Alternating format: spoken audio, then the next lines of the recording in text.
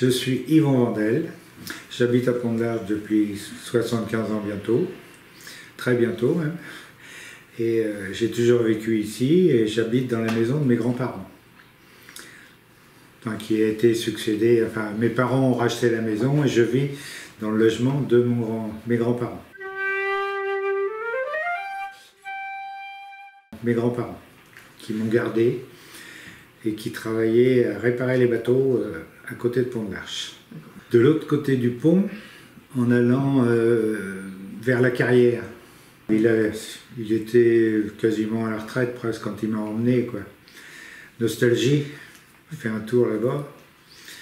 Les péniches étaient tractées par un gros câble d'acier qui remontait une pente là.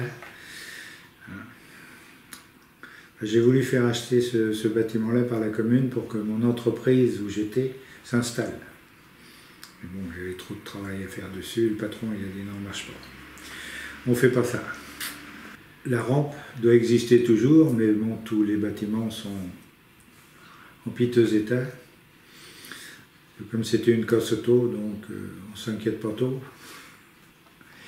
Mais au début, ils ont désossé des péniches quand ils se sont installés. Ça représente de la ferraille. Hein. Donc voilà, j'ai toujours voulu faire comme mon grand-père, travailler la ferraille. J'ai un bout de ferraille qui traîne dans le mur, là, c'est l'attache du garage qu'il avait fait avec des panneaux de péniche. Parce qu'à l'époque, on récupérait tout, quoi. Hein. Rien ne se jetait, on faisait des économies, on faisait du recyclage déjà. Alors que maintenant, on a tendance à jeter beaucoup. Et moi également, je suis dans le recyclage de vieux outils. C'était quoi? Là, il y avait une maison à côté du pont. En bas, il y a une maison de pilote. C'était ça porte un nom, ça. Il pilotait des péniches. Je me rappelle le vieux bonhomme, la casquette, la barbe. Il faisait vraiment marin, quoi. Bah, ils ont bouché tout ça. C'est dans les remparts, juste sous le pont. Quand vous êtes sur le pont, c'est en dessous, en allant vers Pont-de-l'Arche. Ils ne s'arrêtaient pas à Pont-de-l'Arche, ils pouvaient s'arrêter par exemple à Pause. Et puis on venait le chercher, quoi. Et souvent, ils passaient leur vie sur la péniche. Il y avait beaucoup plus de péniches que maintenant. Maintenant, vous avez un gros bateau qui passe, c'est l'équivalent de 3 ou 4 péniches peut-être, quoi. C'est moins joli, je trouve. Et j'ai un copain que ses cousins avaient une péniche. C'était vachement beau à l'intérieur. Il m'a fait descendre une fois, on ne se rend pas compte, c'est vraiment un petit appartement. C'était très... Mon fils voulait acheter une péniche pour faire une salle de spectacle. Mais bon, les autorisations, tout ça, c'est très compliqué. Et ça faisait beaucoup de travaux sur la péniche. Alors on a eu le pourquoi pas à Pont-de-l'Arche. J'ai connu, je suis remonté une fois pour la remise d'une médaille à un ami là-dedans. C'était magnifique, magnifique. Le pourquoi pas, c'est un chauffeur de la SICA qui avait monté ça avec son gendre pour faire une salle de spectacle le soir, enfin un dancing, quoi. Il y avait un escalier en bois pour descendre, ça je m'en rappelle, parce que je suis assez menuiserie un petit peu. Magnifique, magnifique. Ça a duré un certain temps. Il est monté sur Paris, le bateau, et il a été racheté. Et je crois qu'il y a une allumette qui est tombée dedans, je crois. Voilà. Mais alors après le pourquoi pas, il y avait un bateau en béton qui existe toujours. Ça fait depuis 75 ans qu'il est là, hein, peut-être avant même. Moi, je l'ai toujours connu. Ouais. Ça faisait drôle de voir un bateau en béton comme ça. Non.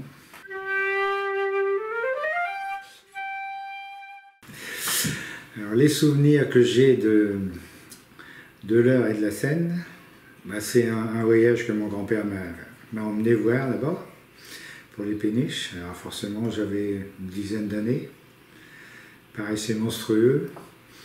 Et à l'époque, bon, ça fait bizarre de parler de ça maintenant avec l'informatique, la télé, tout ce qu'on voit. Mais quand on allait dans l'île avec des copains, d'abord c'était en douce, qu'on n'avait pas le droit. Et ça nous paraissait exotique. On avait quand on était à l'école, il y avait des gens qui venaient, qu'on appelait des explorateurs. Ils nous racontaient leur vie là-bas, et nous, quand on allait dans l'île, on avait l'impression qu'on était dans la forêt vierge. Et on allait au déversoir. Quand on arrivait, c'était immense. La scène nous paraissait démesurée.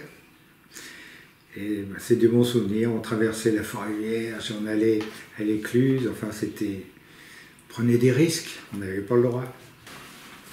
Ici, c'est l'île qui était séparée du déversoir. Et ils ont construit le pont là-dessus, donc ils ont dû remblayer, je pense, je ne me rappelle plus comment ça s'est passé.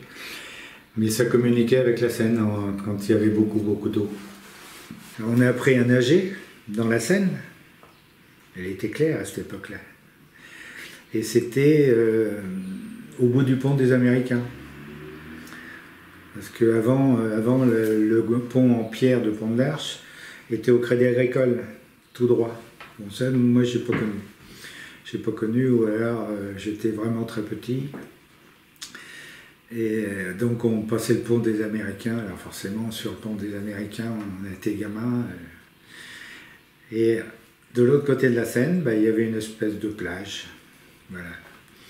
On était là avec nos caleçons de bain qui arrivaient sous les seins.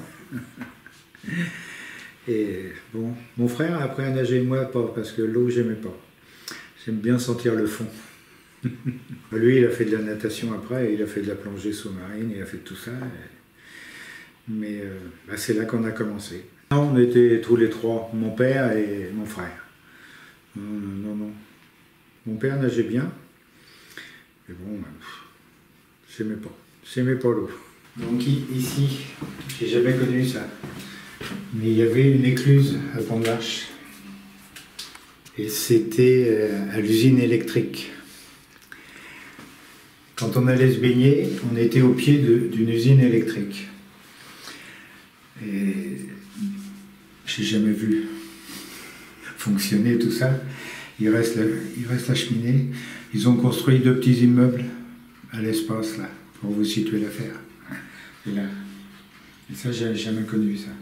On prenait le pont des Américains, parce que maintenant, il y a le pont Mendès France, que j'ai vu construire, puisqu'on était en primaire à cette époque-là. On nous a emmenés pour chanter la Marseillaise. Et il y avait tous les camions, c'était impressionnant le nombre de camions qui faisaient le test de fiabilité, quoi. Alors, quand on est gamin tout petit comme ça, c'est très impressionnant.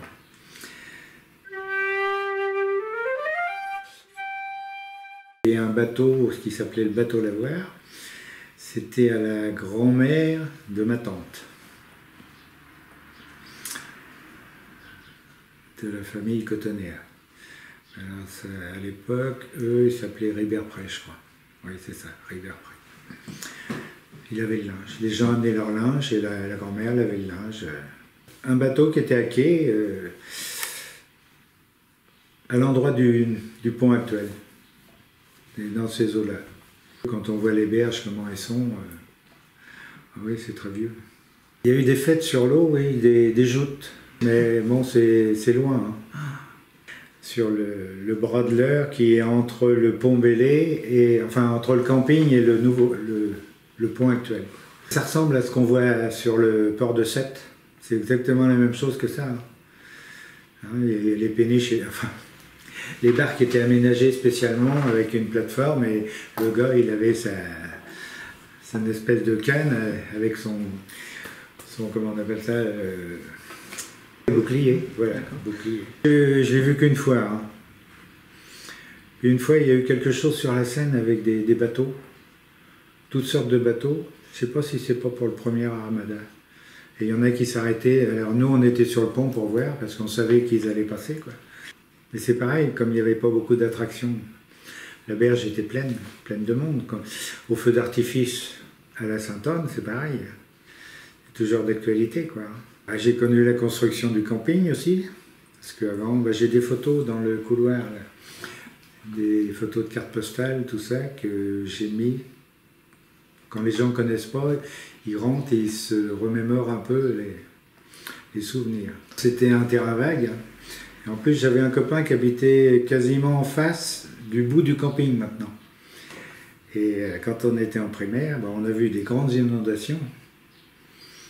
Ça arrivait, il avait 3 marches pour entrer chez lui et l'eau arrivait à ce niveau-là.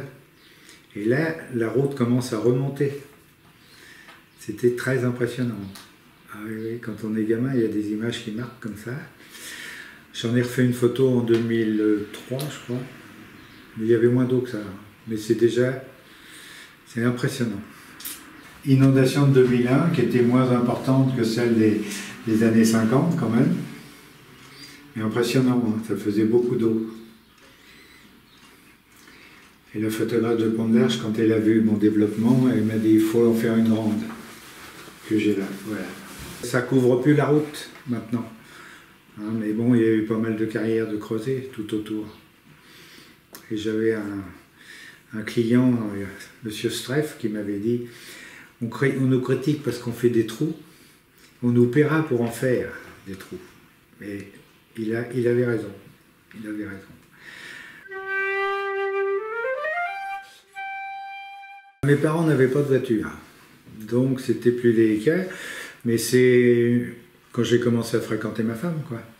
Ses parents avaient une voiture, donc le dimanche c'était la traditionnelle sortie familiale, pas toujours marrant, qu'on reproduit pas avec les enfants parce que c'était pas drôle.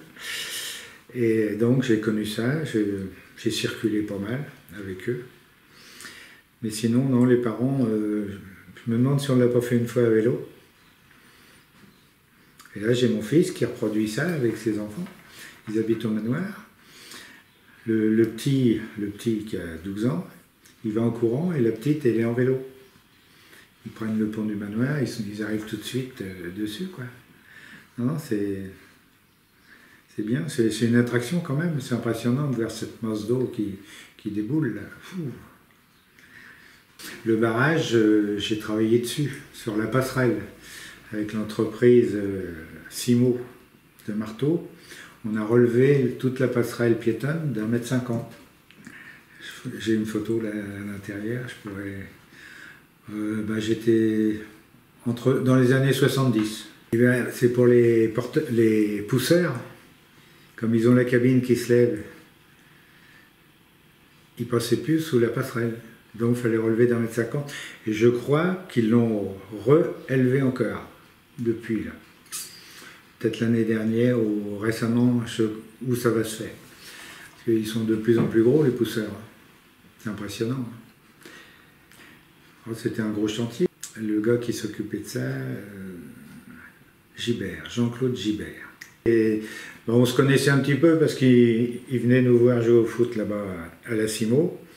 Et puis on a sympathisé, et puis un jour il y avait un chantier à faire, et puis il m'a dit tiens tu viens me voir. Ça s'est fait comme ça, les relations c'est comme ça. Et c'était un chantier intéressant quoi. Ah ouais.